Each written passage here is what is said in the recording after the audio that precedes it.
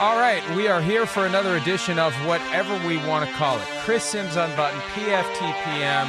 Who knows? Who cares? The bottom line is we get a chance to talk about some of the deals that are happening during this pre-free agency period. And let's remember this next year, Chris. Free agency doesn't start at 4 p.m. Eastern on Wednesday. It starts the moment they drop the curtain on the negotiating period. That's when deals start getting done. Here we are with a ton of deals, and it's been an even crazier day today than it was yesterday. And tomorrow promises to be the craziest of all, because that's when we're going to find out, supposedly, where Tom Brady is going to play in 2020.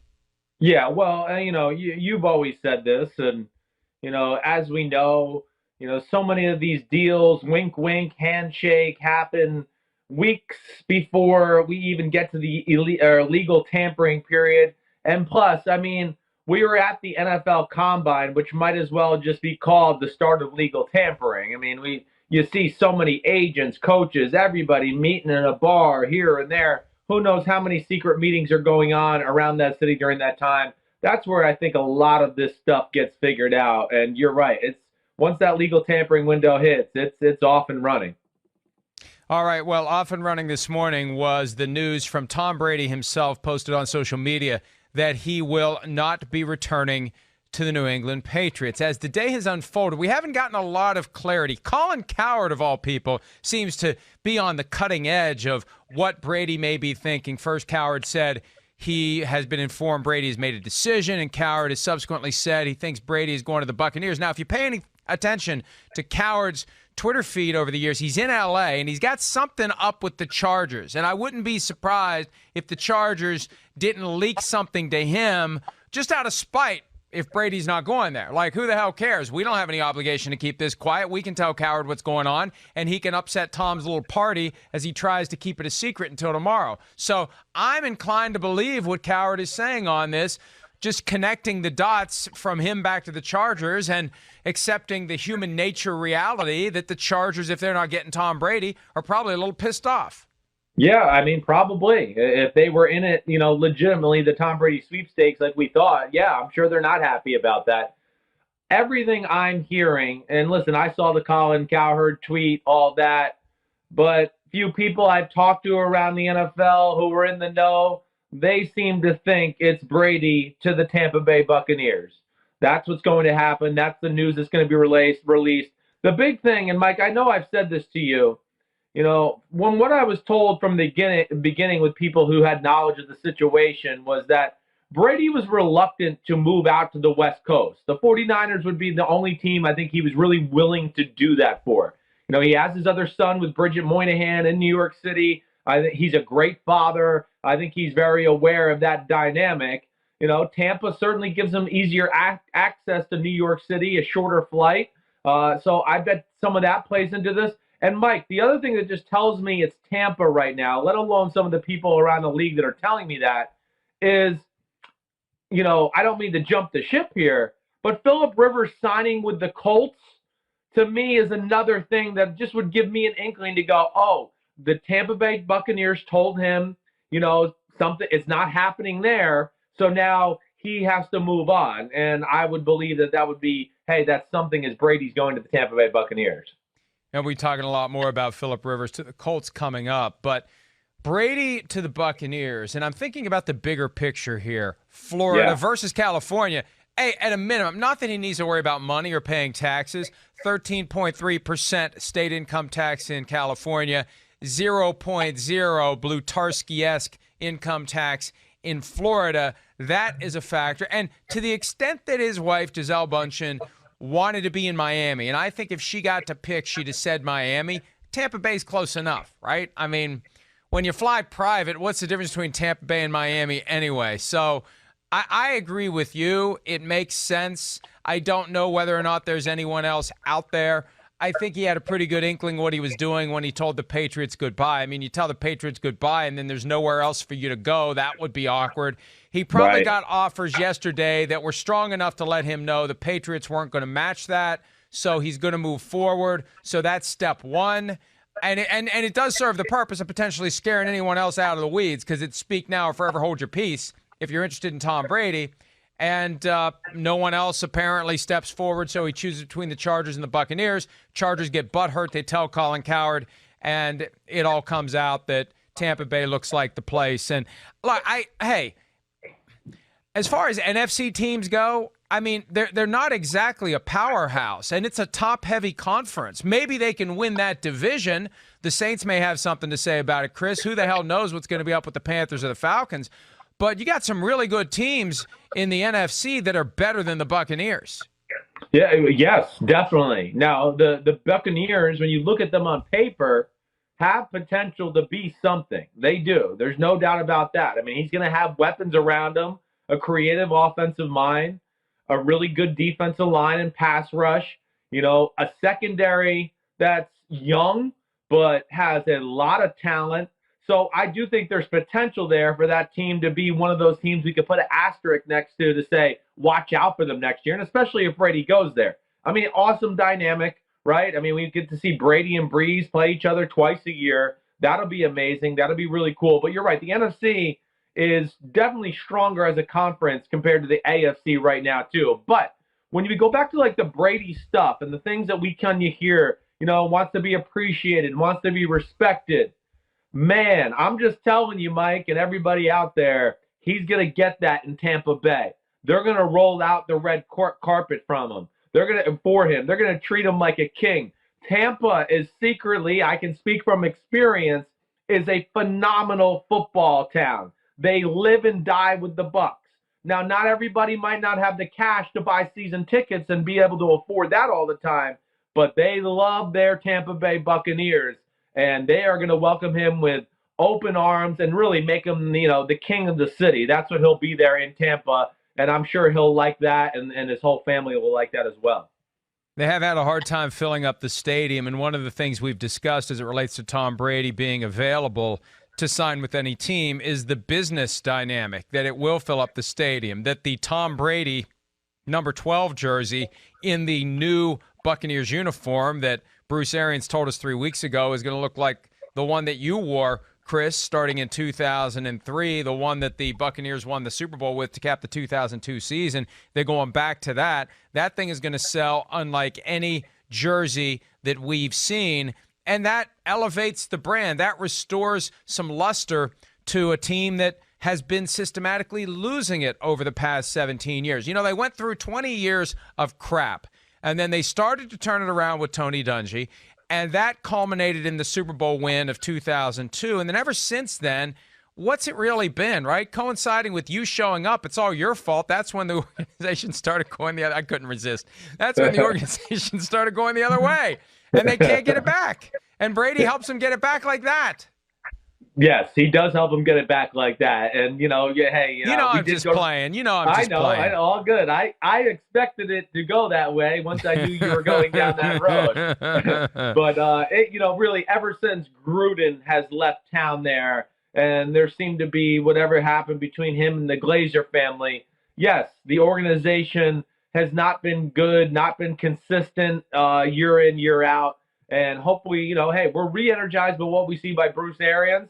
And certainly, Tom Brady going there is going to be huge news for North Florida right there in Tampa Bay. And it's a great place to live.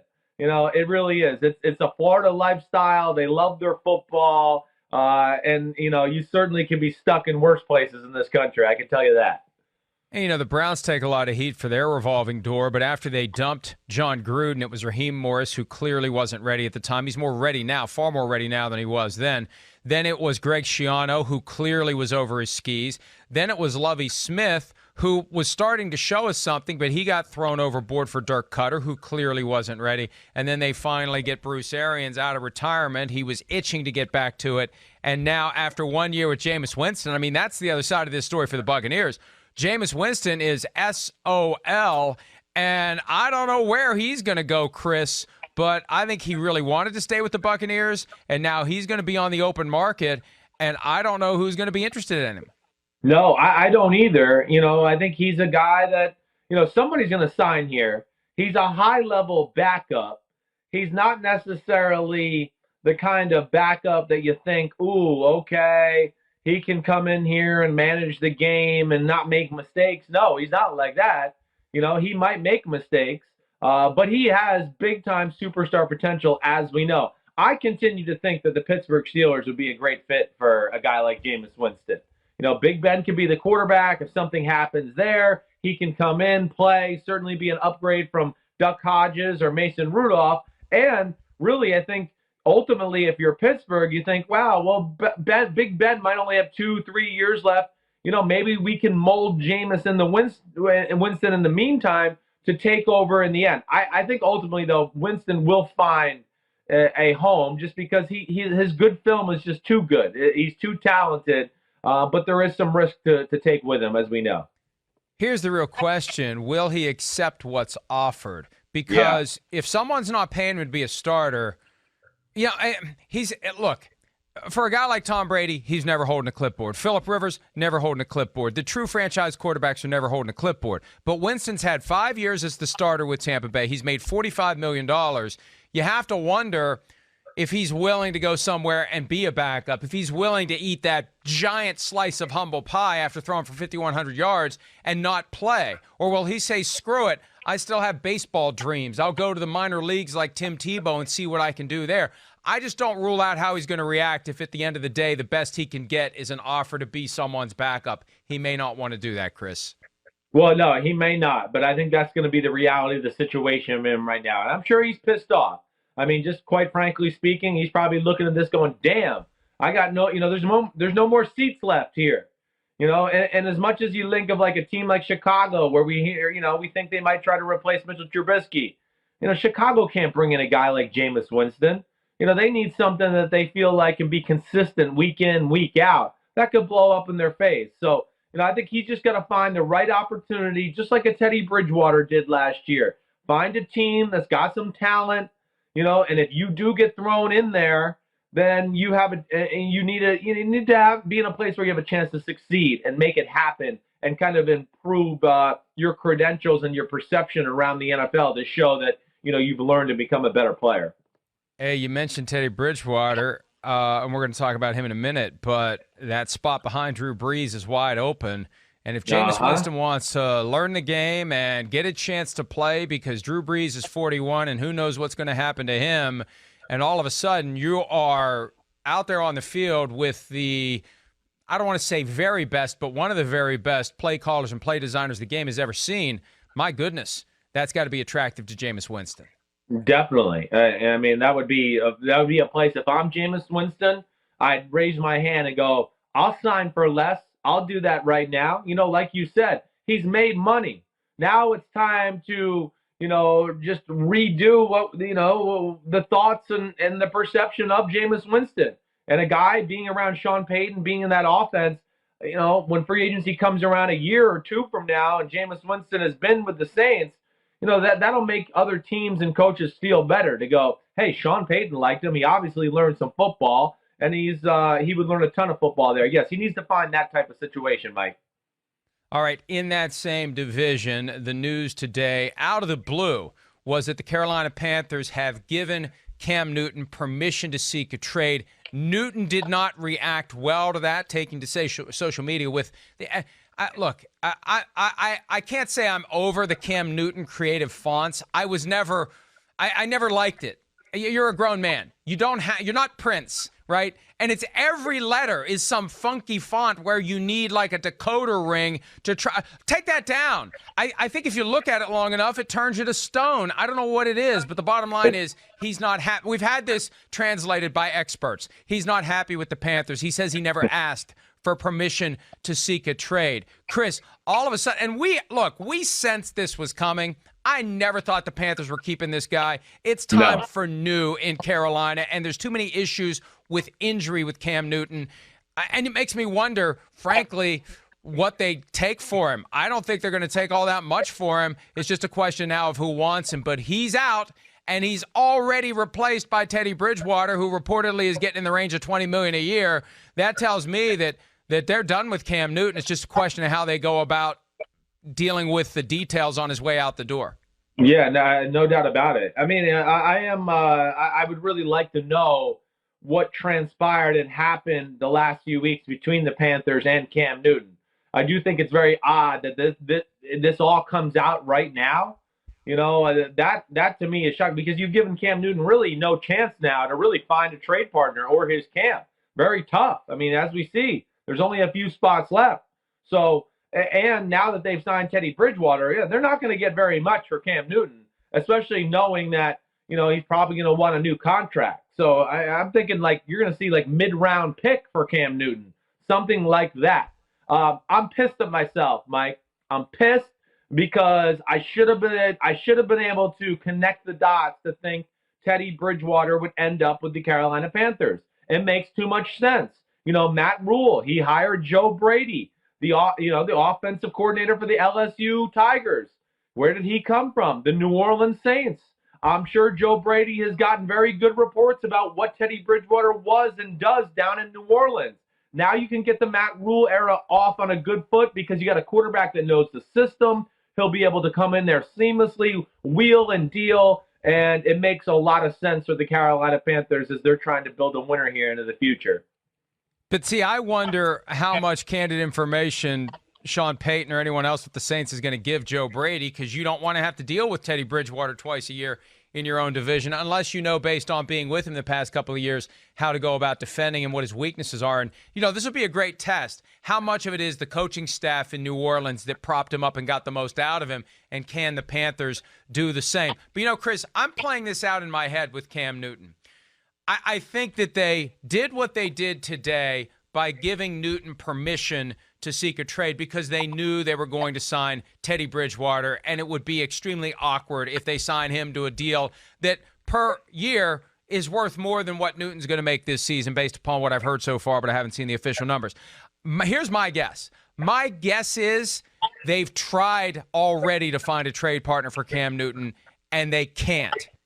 And they tried to do it behind the scenes, and it didn't work. And now this is the first step toward just cutting him. And I have a feeling that's how it's going to play out. Depending upon what guidelines the NFL sends out on how you can do a physical for a guy before you sign off on a trade. And I'm not accepting a guy in trade. I'm not giving up anything of value unless my doctor can examine him, especially Cam Newton with the ankle and the foot and the shoulder. I'm not touching him, and I think he's just going to be cut. I think he's got permission to seek a trade, and once they do the deal with Teddy Bridgewater, once that is final, I think they're going to cut Cam Newton, unless they can give him away. But I don't think at this point anybody's going to take on that $19 million obligation if they can't poke and prod him to make sure he's healthy. No, I think that's, you're right. That's going to play a huge aspect in this whole thing. The medical evaluation right now is not where teams want it to be, certainly. So, yeah, it might be a little bit of a wait and see type signing here as we go forward. I don't know. If it went down the way you're saying it went down, I'd be disappointed in Carolina that they weren't more upfront with Cam Newton, a little more transparent with him to know that, hey, we're going to move on, or we got other plans, or whatever it may be. They put him in a tough spot here now for sure. And yeah, when you really look at it and go, okay, well, who out there is going to be in it? I mean, okay, we think Tom Brady's going to go to the Tampa Bay Buccaneers. From everything I've been told, like I said earlier today, I don't think the Chargers have any interest in Cam Newton. Are the Chicago Bears going to get involved in this conversation with Cam Newton? I mean, he could fit in that scheme. He would fit there, definitely. So that's the one team I look at right now and go, maybe they'll try to make a play for Cam Newton, whether he's released or just try to trade a late round pick to say, hey, here, Carolina, we gave you something for Cam Newton, but we want him. We don't want him to hit the free agent market. I still wonder about how that physical is going to play out. And I'm playing back in my mind what happened when we were in Indianapolis before you vomited into the trash can, because after that, it's all a blur.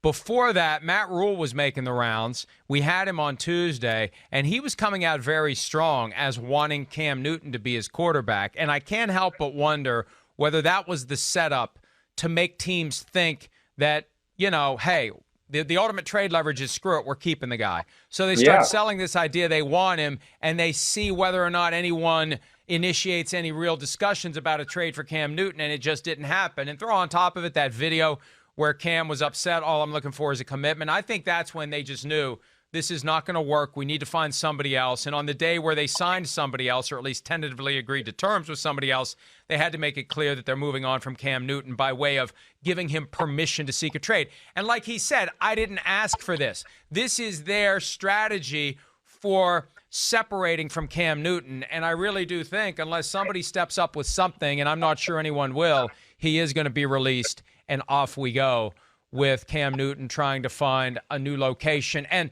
he'll be in the same boat that Jadeveon Clowney's in. Who's going to commit to Cam Newton until they can have their doctors take a look at him? For free agents, it's a neutral, local doctor who's going to look at that player and perform the physical after the contract is agreed to.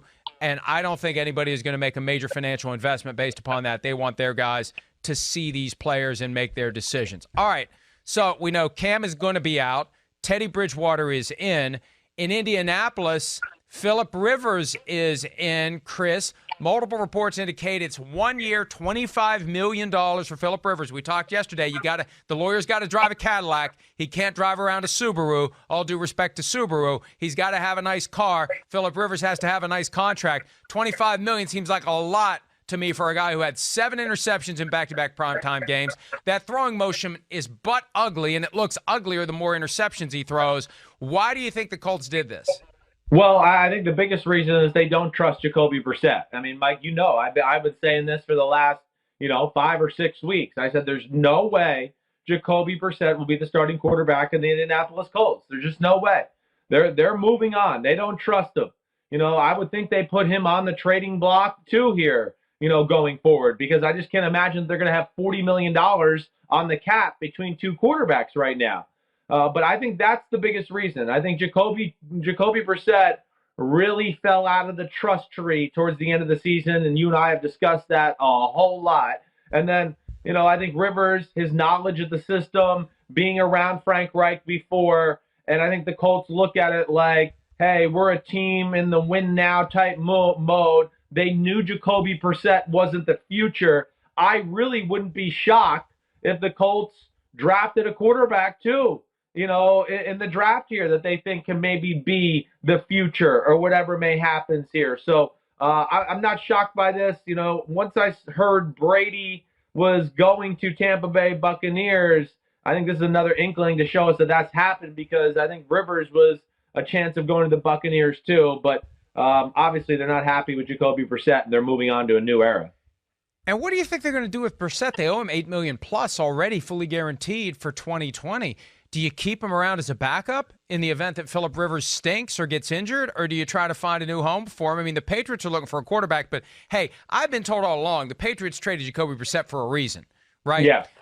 They decided they didn't like Jacoby Brissett, and he wasn't going to be the successor to Tom Brady, so I don't see that happening.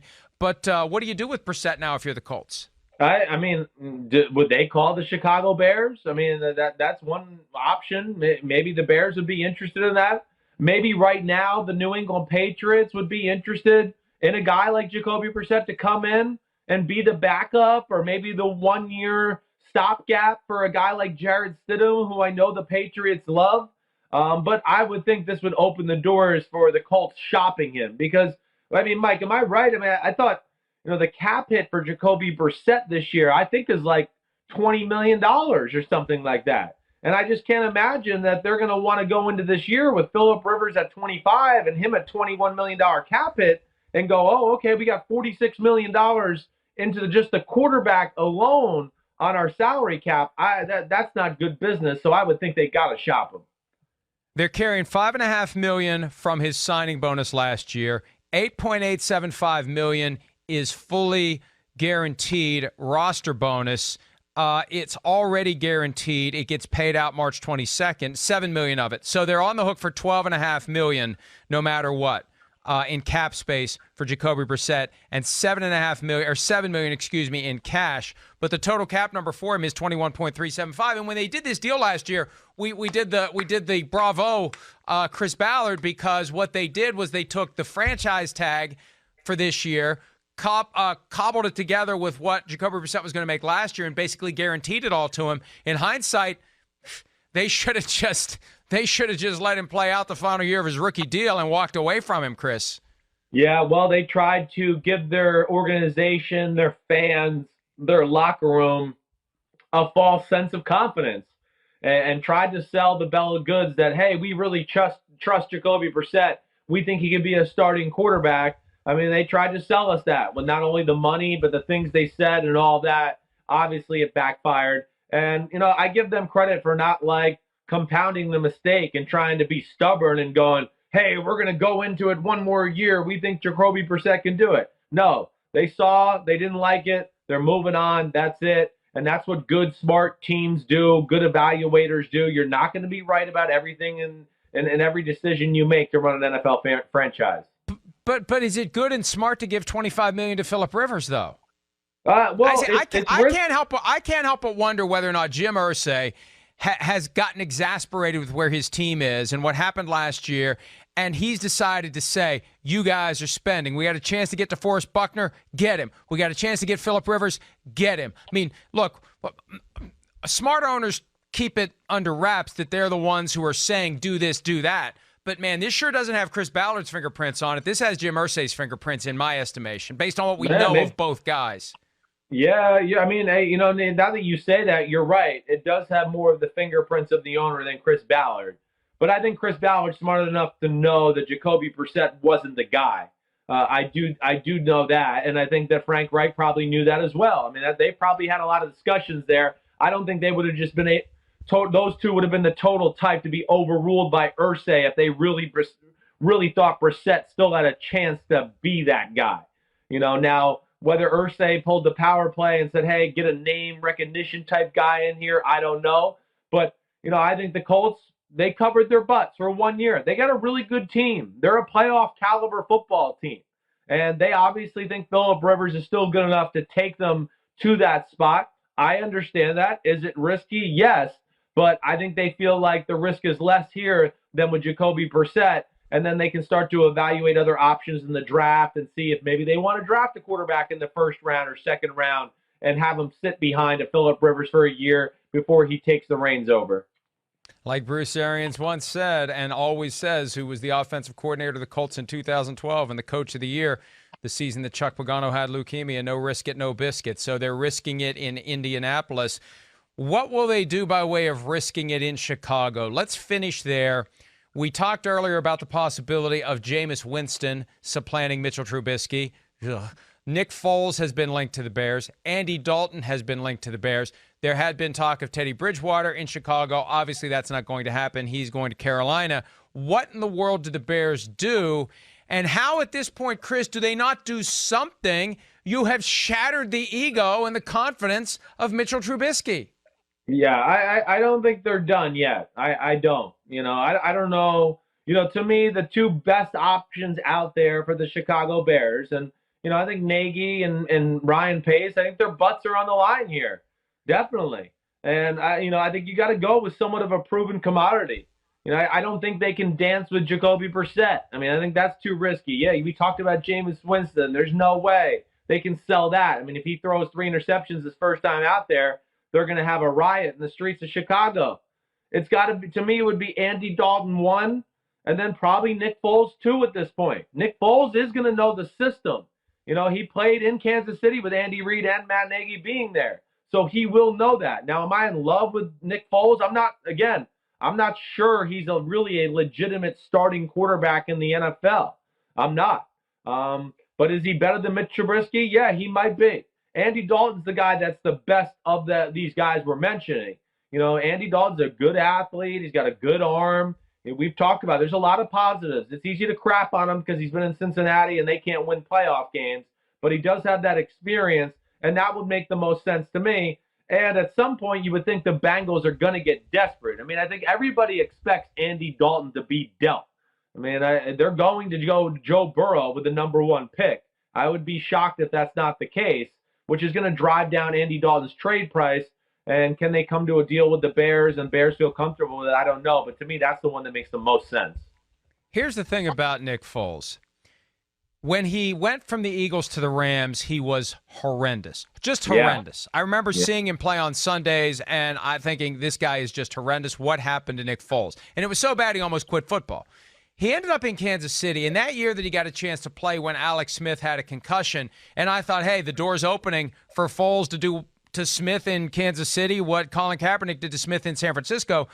There's a vague recollection that Foles wasn't very good. When you go back and look at his numbers from the 2 games that he played in significant amounts when Smith was hurt, they weren't bad. His passer rating was north of 100 back when it was a big deal to have a passer rating north of 100. So that was with Matt Nagy as the offensive coordinator. And Nick Foles took the Eagles into Chicago and derailed a special season for the Bears by beating Matt Nagy to cap the last game of Nagy's first season as coach in Chicago. So you've got those memories, you've got that possibility, and between Foles and Dalton, if I got to trade for a quarterback, I'm trading for Foles.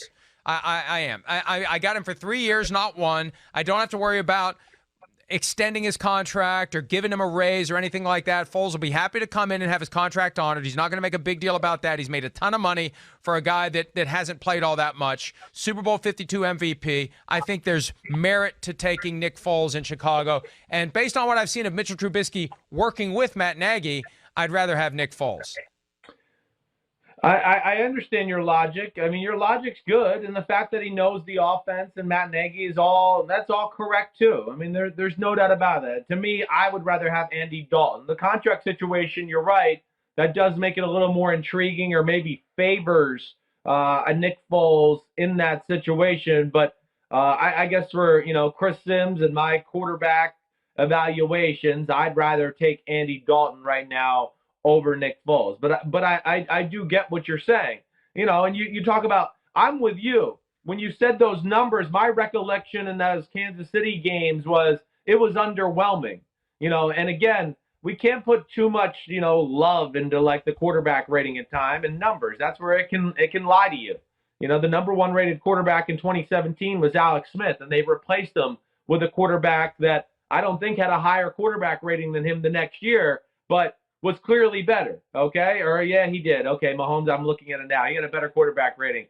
But either way, I have hesitation about Nick Foles and his game. Andy Dalton, I don't have as much. I think he's actually underrated and underappreciated a little bit because he's been stuck in the funk of the Bengals.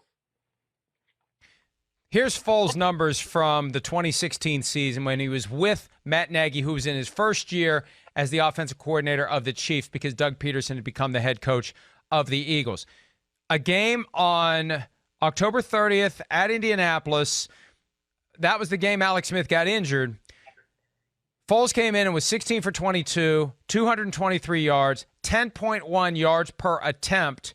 Yeah. 2 touchdown passes, no picks, a passer rating of 135.2. That was a 30-14 win. The next weekend home game against the Jaguars, he started that game and played the whole thing. 20 for 33, 187, 5.7 yards per attempt. Not impressive by today's standards by any means. 1 touchdown, no picks, 86.3 passer rating for the year he finished with, because he just made a cameo appearance. I don't know whether to just take a couple knees or what in the Week 17 win over San Diego.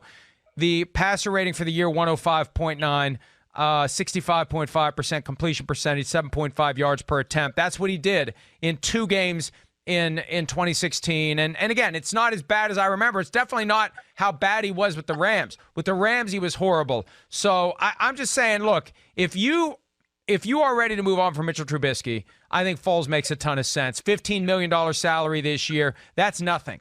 And I think it makes sense. They've already paid the signing bonus in Jacksonville, and you can get him probably. I don't know. Look, if they got a 5th-round pick for Calais Campbell, what do you get? What do you get them to give Nick Foles your contract for? A 5th-rounder, a 6th-rounder? I don't think it's going to take much to get him if they want him. Yeah, probably a little higher than that because they don't have to trade him. He has a good insurance policy right now to go, okay, Gardner Minshew's our starter. And it wouldn't be, we would like to have somebody respectable behind them. They're going to be able to play that angle there.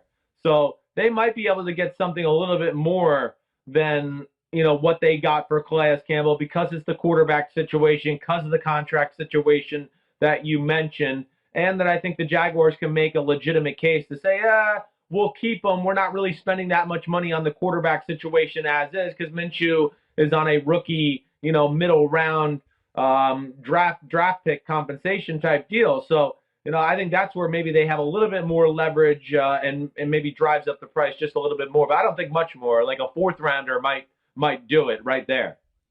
So just to summarize, we think Tom Brady to the Tampa Bay Buccaneers. We know Teddy Bridgewater to the Panthers. We know Phillip Rivers to the Colts. We don't know where in the hell Cam Newton's going to go, but it's not Carolina. And then Jameis Winston, who knows what's going to happen with him, and who knows what the Bears are going to do. And that's where we are 1 day and 5 hours into the unofficial free agency period. Well, yeah, exactly. I know. It's amazing to see where – but, we just talked about Nick Foles, right, and Andy Dalton, and we didn't really include Cam Newton specifically into that conversation either. So that to me is, of course, going to be another, facet in this whole thing, because Cam Newton certainly, when healthy, and you mentioned all the medical, things to be worried about, he is definitely a better player and can rally the organization with his leadership as compared to a Foles or Andy Dalton. Chris, I do not think that anyone touches Cam Newton until the COVID-19 restrictions end and you can bring Cam Newton to your facility and have him fully examined, completely examined, thoroughly examined by your doctors, because you've got the ankle, you've got the foot, you've got the shoulder, and anything else we may not know about on a guy who is Superman, but the problem is he's being whacked over the head with kryptonite for the past 9 seasons in the NFL, and the spirit is willing, but the flesh is weak, and you hit a guy enough times and he's going to get injured, and that's what happened over and over again to Cam Newton. All right, that's it for today, unless Tom Brady ends up agreeing to terms and we have to rush back to the studio. Let's hope that doesn't happen. We'll do this again tomorrow as we get closer and closer, Chris Simms, to the start of the league year at 4 p.m. Eastern on Wednesday.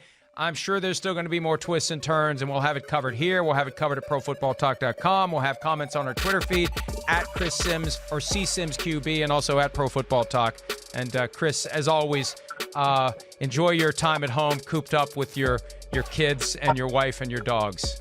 I will. I'll enjoy it. You enjoy it too, man. I'll talk to you tomorrow. Be good, dude. All right. See you, buddy.